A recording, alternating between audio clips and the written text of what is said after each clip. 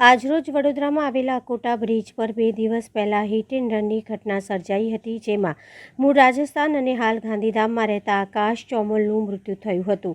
કલ્પ પંડ્યા નામના વ્યક્તિએ પૂરપાટ ઝડપે કાર હંકારી આશાસ્પદ યુવક આકાશ ચોમલ સહિત અન્ય 2 યુવતીને અડફેટમાં લીધી હતી. ત્યારે આજરોજ અકોટા બ્રિજ પર પારુલ યુનિવર્સિટીના વિદ્યાર્થીઓ દ્વારા કેન્ડલ માર્ચ યોજવામાં આવી હતી અને આકાશને ન્યાય સાથે જ કાર ચાલક કલ્પ પંડ્યાને કડક સજા કરવામાં આવે તેવી માંગ કરવામાં આવી હતી.